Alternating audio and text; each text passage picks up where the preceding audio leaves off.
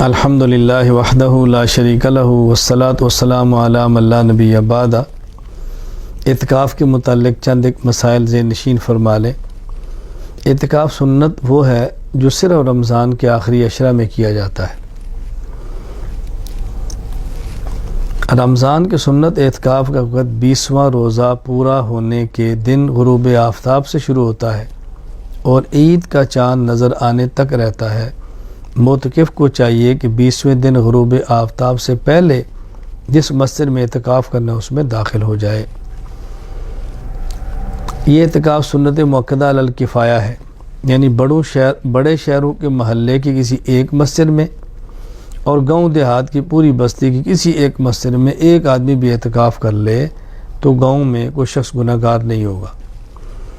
جس محلے یا بستی میں اعتکاف کیا گیا ہے اس محلے اور بستی والوں کی طرف سے سنت ادا ہو جائے گی، اگرچہ اعتکاف کرنے والا اس بستی کا نہ ہو، کسی اور بستی کا ہو۔ آخری عشرے کے چند دن کا اگر اعتکاف کیا، مکمل عشرہ نہ کیا، 10 دن نہ کیا تو اعتکاف نفل ہوگا، اعتکاف سنت نہیں ہوگا۔ عورتوں کو مساجد کی بجائے گھر میں اعتکاف کرنا چاہیے۔ اعتکاف کی نیت زبان سے کرنا ضروری نہیں، دل سے کر لینا کافی ہے۔ آدمی خود اعتکاف نہ بیٹھے، پیسے دے کر کسی کو بٹھا دے تو یہ ٹھیک نہیں ہے۔ ویسے معتکف کو روزہ سحری کرائے، معتکف کو سحری کرائے، افطاری کرائے، اس پر ساری افطاری کا اجر ملے گا، لیکن کسی بندے کو پیسے دے کر اپنی جگہ پر اعتکاف کروائیں، اعتکاف بدل، یہ ٹھیک نہیں ہے۔ مسجد میں ایک سے زائد لوگ اعتکاف کریں تو سب کو مکمل اعتکاف کا اجر ملتا ہے۔ اعتکاف مسنون کے صحیح ہونے کے لیے چند ایک شرائط ہیں۔ نمبر 1، اعتکاف کرنے والا مسلمان ہو۔ نمبر 2، عاقل ہو۔ نمبر 3، اعتکاف کی نیت بھی کرے۔ نمبر 4، اعتکاف مسجد میں کرے، عورت ہو تو گھر میں کرے۔ نمبر 5، جنابت سے پاک ہو۔ اگر حالت جنابت میں اعتکاف میں بیٹھ گیا، اعتکاف تو ہوگا لیکن حالت جنابت میں مسجد میں داخل ہونے کی وجہ سے گناہ گار ہوگا، اس لیے جنابت سے پاک ہونا ضروری ہے۔ اگر عورت تو حیض اور نفاس کی حالت کے اندر نہ ہو، وگرنہ اس کا اعتکاف نہیں ہوگا، چونکہ اعتکاف کے لیے روزہ چاہیے، اس حالت میں روزہ رکھ نہیں سکتی۔ پھر اعتکاف والے کو چاہیے کہ روزہ رکھے۔ اگر اعتکاف کے دوران ایک روزہ بھی چھوٹ گیا تو یوں سمجھیں کہ سنت اعتکاف اس کا ختم ہو گیا۔ اگر کسی شخص نے پہلے 20 دن نہ روزہ رکھا نہ تراویح پڑھی، صرف آخری عشرہ اعتکاف کرنا چاہے تو یہ شخص بھی کر سکتا ہے۔ جس شخص کے بدن سے بو وغیرہ آتی ہو اس کو اعتکاف نہیں کرنا چاہیے۔ اگر اتنے کم درجے کی خوشبو سے ختم ہو سکتی ہو تو الگ بات ہے، ویسے اعتکاف میں بیٹھ کر مزید معتکفین اور نمازیوں کے لیے اذیت اور تکلیف کا باعث نہ بنے۔ اعتکاف کی حالت میں چند کام ایسے ہیں جو کرنے جائز ہے اور بندہ کر سکتا ہے۔ معتکف کا مسجد میں کھانا، معتکف کا مسجد میں پینا جائز ہے، معتکف کا مسجد میں سونا جائز ہے، ضرورت کی بات کرنا جائز ہے۔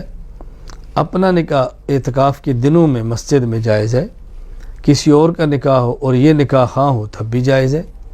مسجد میں نکاح کی مجلس اس میں شرکت کرے تو بھی جائز ہے۔ معتکف کا اپنے کپڑوں کو بدلنا یہ بھی جائز ہے۔ معتکف کا خوشبو لگانا یہ جائز ہی نہیں بلکہ مستحب ہے۔ معتکف کا تیل لگانا یہ بھی جائز ہے۔ کنگھی کرنا یہ بھی جائز ہے، لیکن تیل اور کنگھی میں اس کا خیال کریں کہ بال نہ گرے، پھر مناسب نہیں ہے۔ کپڑا ہو، تیل لگا لیں، کنگھی کر لیں، اپنے بال سنبھالیں، سنبھال کے باہر رکھیں، اس کا بہت زیادہ خیال کریں۔ اگر کوئی ڈاکٹر ہے اعتکاف کے اندر ہے، کوئی مریض آتا ہے اس کو چیک کر لیتا ہے تو حرج نہیں ہے۔ یہ نہیں ہے کہ اپنا کلینک ہی اعتکاف کو بنا لے، اعتکاف بھی اور کلینک بھی چلتا رہے۔ ویسے کوئی مریض آ گیا ہے، کوئی مسجد کا ہے، کوئی نمازی ہے تو اس کو چیک کر کے نسخہ دے لے تو جائز ہے۔ اپنے برتن وغیرہ دھونا یہ بھی جائز ہے۔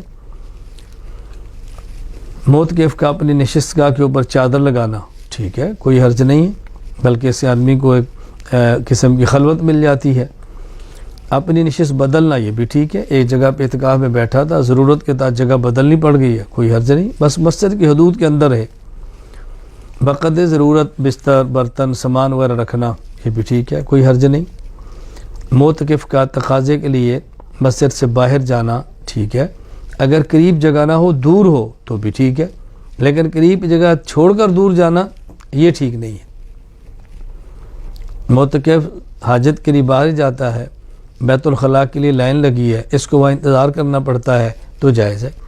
بہتر تو یہ ہے کہ انتظار مسجد میں کرے، لیکن اگر ایسی صورت ہو بھی یہ مسجد میں ہے تو اس کا اور بندہ آئے گا تو اس کو تکلیف ہوگی تو وہاں بھی انتظار کر سکتا ہے۔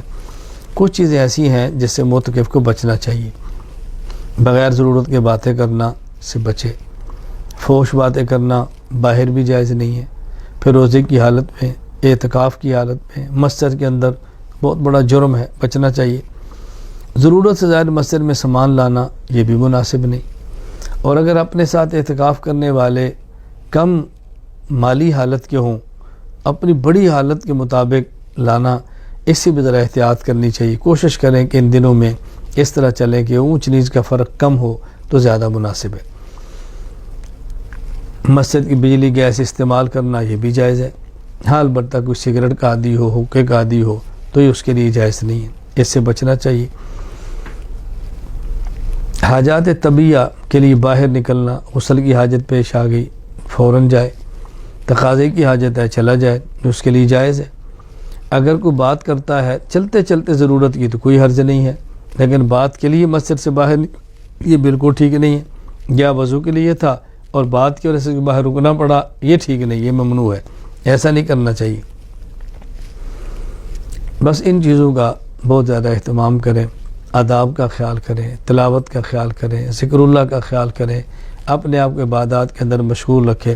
میں تو ذرا سے گزارش کرتا ہوں، ہم نے اعتکاف کورس کے نام پر ایک کورس مرتب کیا ہے، تو اگر معتکف حضرات اس کورس کو منگوا لیں، مطالعہ کر لیں تو ٹھیک، سب سے بہتر ہے کہ کسی عالم کو ہمیں اعتکاف کورس کروا دیں۔ میں آئمہ سے درخواست کروں گا اگر آپ اعتکاف کورس منگوا لیں یا آنا میڈیا سروسز سے آپ اس کو ڈاؤن لوڈ کر لیں اور پرنٹ نکال کے رکھ لیں اور لوگوں کو پڑھائیں، تو انشاءاللہ اعتکاف کے مسائل بھی معلوم ہوں گے، عقائد بھی ٹھیک ہوں گے، احادیث بھی آ جائیں گی اور بہت سارے مسائل علم کے اندر آئیں گے۔ اللہ تعالی ہمیں آداب کے ساتھ اعتکاف پورا کرنے کی توفیق عطا فرمائے۔